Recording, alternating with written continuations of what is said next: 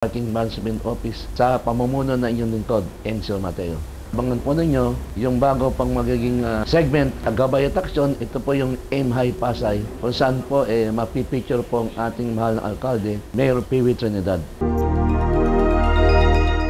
Oy, magandang gabi kay Kamonching ha. Nagpupuyat po lagi sa amin yan.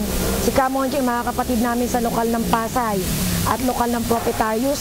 Lahat po yan nanonood. At yung mga taga Quezon City, mga brother and sister, good evening po. Siyempre, tayo po yung nasa lungsod ng Pasay at nais namin i-welcome sa mga susunod na yugto ng ating programa. Kasama na natin ang Aim High Pasay. Matagal ko na pong pangarap na maging bahagi ang lungsod ng Pasay. Alam nyo naman, dati po tayong Chief ng Public Information Office at pong magaganda rito sa lungsod ng Pasay sa kabila po ng mga controversial issue pang politika. Pero ang maganda rito, nagkakaisa pagaling sa serbisyo publiko. Next week, tabayanan po ninyo ang Aim High Pasay ni Mayor P.W. Trinidad. Kasama natin, of course, ang Chief of Staff, dating Vice Mayor, nag-acting Mayor, Greg Alcera. Ang kanya mga programang na talagang magbibigay ng hanap buhay, oportunidad, pag-asa sa ating mga kababayan sa pamamagitan ng Pasay Employment Service Office.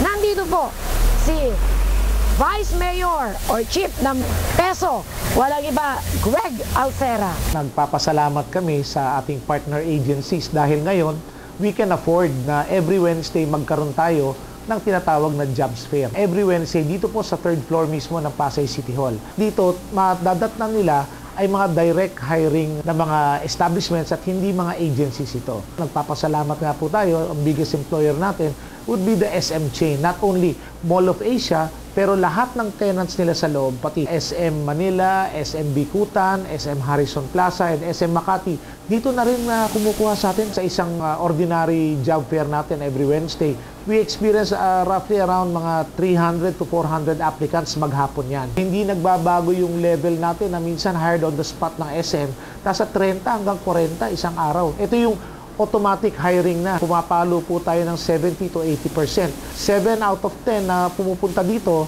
ay nagkakaroon po ng trabaho. Nananawagan po ako sa ating mga kababayang taga-Pasay na sana po ay tumutok ating programang ito, Gabay at Aksyon, dahil dito po hindi lamang po mga detalye ang malalaman natin, pero pati yung mga announcements natin ng future undertaking tulad ng mga mega job. Nakakaraan lang pong Jabapalooza, ang Pasay City po ang nag-host niyan at ayon nga po sa isang sulat ni Mr. Marianito Roque ng Department of Labor, halos 55,000 daw ang nag-apply dito at 11,000 ang nabigyan natin ng trabaho. Pati po sa ibang mga lugar na gustong mag-try ng kanilang luck na makakuha ng trabaho, ay welcome po kayo dito sa ating PESO office na pinamumunuan pansamantala ni Mr. George Castro. Tangalan po ni Mayor P.W. Trinidad ay nagpapasalamat po kami sa Gabay at Aksyon at sa ating mga kasama na walang pagod na tumutulong po sa programa ng ating syudad.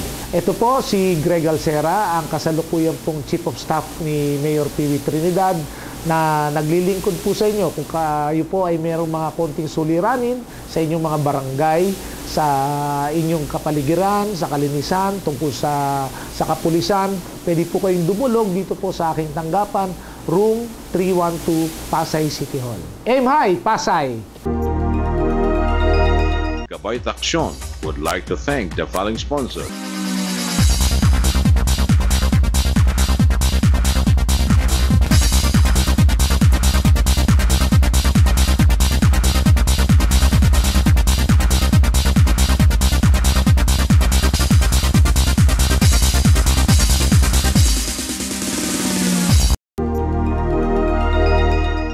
Pet centers, isa po sa pinakamagandang eskwelahan sa mga batang munting. Buong Pilipinas sapagkat air-conditioned room ang bawat classroom at meron mga sariling CR. Suportado ng lokal na pamahalaan, dinagdagan ng mga teachers at ang lahat ng mga therapists dito. Ngayon mga kaibigan, amin pong bibigyan daan ang aming sinagawang aksyon dito bago magbukas ang eskwela sa Lunes. Aming tinawagan ang may bahay ni Mayor at tumulong po naman siya sa mga pintura. Mula po naman kay Councilor Bing Pitalio ay naglaan siya ng pondo panggastos, buwan-buwan sa mga bata, mga kaibigan na kapuspalad. Ganun din, mula naman kay Kapitan Angelo Dicena ay nag-pledge din po siya sa pangangailangan na nasabing eskwelahan. At sa gabay at aksyon, andyan naman ang ating mga feeding programs and other supports na hindi na po namin babanggitin pa. Alam naman po nila Teacher Mayet yan. Nandito ang kabuuan. Pasay City is blessed for having this school. Ang community po, as well as ang barangay, dapat po ay mag-give in return po sa ating eskwelahan, lalo po dito sa SPED. May pagmamalaki po ng ating lungsod ng Pasay. Ako po ay nag-pledge na kung ano po ang aking maitutulong, willing po akong magsakripisyo para sa eskwelahan na to. Dahil ito po ay pinagmamalaki ng lungsod ng Pasay. I suppose in my first term then in 2002, I was invited in one occasion sa SPED na doon yata somewhere in Taft. And then this is the first time I visited this place, and I'm very glad that it's only in the city of Pasay that give value or extend assistance to those parents not only from the Pasay residents within the outskirts of the city, for mothers or parents who are not that blessed to have that special child, because that is part of our constitution, that our government should help the less fortunate, no, on whatever age age bracket they came from. Masaya ako at na medyo may pagyayabang natin ang ating lungsod. Talagang ibinibigay niya ang pangangailangan na basic sa ating mga kabataan. Kay Miss Teacher Mayet, kay Principal Magbago, binabati ko po kayo for having that soft heart in your spot in your heart sa ating mga kabataan who is not that privileged as the ordinary children. And I salute you and give you all my respect. Hindi kailangan ng trabaho to eh. Dapat may puso ka rito. Isinasa puso itong pagtatrabaho na to in caring these special children. As City Councilor, I'll give some of my fund to request Ma'am Ayet, Teacher Ayet. They have that psychological and physical inabilities. We can be trained, and I wish that the solid waste segregation for cleanliness and beautification, hindi lang sa lungsod, kundi sa very prime place in the family or their house. Kasama ng Rose, alam mo naman, bago ako naging konsehal, I am a nurse. Ano yun? Dakilang alalay. Pwede niyo ako akaalalay, kaagapay. Magpunuan tayo ng pagkukulang at pangangailangan ng bawat isa. Thank you and have a good day. Okay. Mabuhay po. Lubos po kami nagpapasalamat mula po sa pamunuan ng Kalakhanan Dibisyon ng ating lungsod ng Pasay.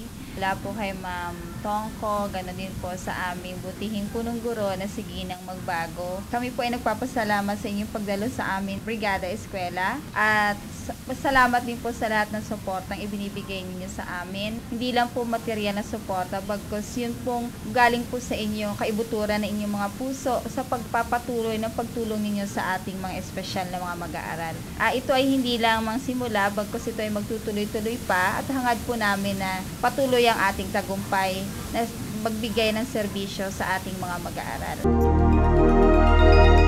Sa ating pong sulong Marilawa, binabati ko kapulusan ng Philippine National Police. Kasi po mga kaibigan, ay talaga namang umaksyon si Hepe at ang kanyang mga kapulisan sa isang naganap